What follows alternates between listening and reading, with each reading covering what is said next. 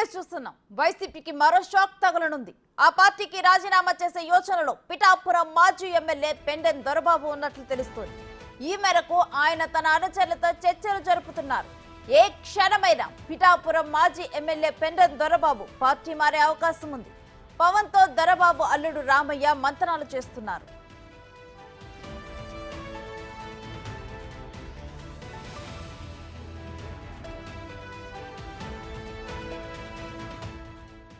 వాస్తవానికి ఎన్నికలకు ముందే దొరబాబు పార్టీ మారుతున్నారని ప్రచారం జరిగింది. అప్పుడు వైసీపీ అధిష్టానం నచ్చజెప్పడంతో ఆగిపోయారు.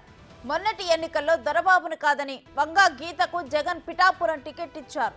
దాంతో వంగా గీతకు పెండెం దొరబాబుకు మధ్య సఖ్యత కుదరటం లేదు. మరోవైపు ఎన్నికల ముందే దొరబాబు అనుచరులు జనసేనలో చేరిపోయారు. మొన్న ఢిల్లీలో వైసీపీ చేపట్టిన ధర్నాకు కూడా దొరబాబు దూరంగా ఉన్నారు.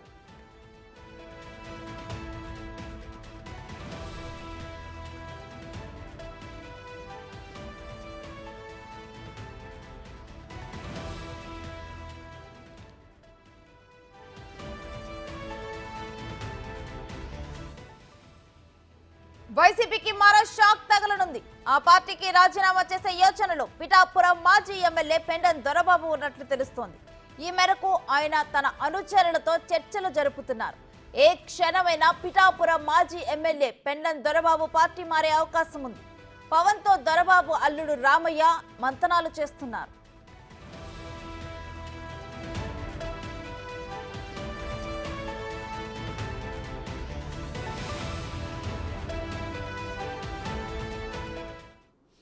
ఇక ఇదే అంశానికి సంబంధించి మా రాజమండ్రి ప్రతినిధి రాజేష్ మరిన్ని డీటెయిల్స్ అందిస్తారు. రాజేష్, పిఠాపురం మాజీ ఎమ్మెల్యే పార్టీ మారనున్నారా? మొత్తం చూసుకుంటే పిఠాపురం మాజీ ఎమ్మెల్యే పెండెం దొరబాబు పార్టీ మారుతారంటూ గత కొద్ది రోజులుగా వస్తున్న ఆరోపణలు చూసిన నేపథ్యంలో ఇటీవల కాస్త క్లారిటీ వచ్చిందని చెప్పాలి. కొంతమంది కార్యకర్తలు మాత్రం ఆయన ఖచ్చితంగా పార్టీని వీడేందుకు సుముఖంగా ఉన్నారని చెప్తున్నారు. గతంలోనే ఆయన వైసీపీ నుంచి పిఠాపురం నుంచి పోటీ చేసి గెలుపొందారు. అంతకు ముందు కూడా ఇండిపెండెంట్ గా పోటీ చేసి కూడా పిఠాపురం నుంచి గెలిచిన పరిస్థితి ఉంది.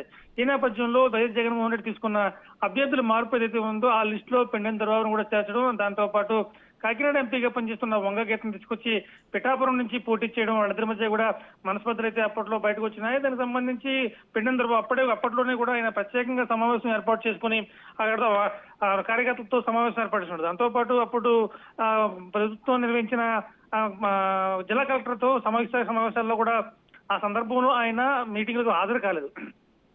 దీంతో ఆ పెండెం దొరబాబు పార్టీకి దూరంగా ఉన్నారంటూ పెద్ద ఎత్తున వార్తలు రావడం, తర్వాత ఆ పార్టీ అధిష్టానం మిథున్ రెడ్డి కావచ్చు, ఇతర సజ్జల రామకృష్ణ వీళ్ళందరూ కూడా దొరబాబుతో మాట్లాడటంతో కాస్త ఆయన సద్దుమణి గారు తర్వాత వంగ గీతతో కలిసి పనిచేశారు. అయితే అనంతరం కూడా అప్పటి కూడా ఆయన ఎన్నికల్లో ఎప్పుడైతే వైసీపీ నుంచి టికెట్ ఇవ్వలేదో వెంటనే ఈయన జనసేనలోకి వెళ్ళిపోతున్నారంటూ కూడా పెద్ద పెద్ద వార్తలు వచ్చాయి.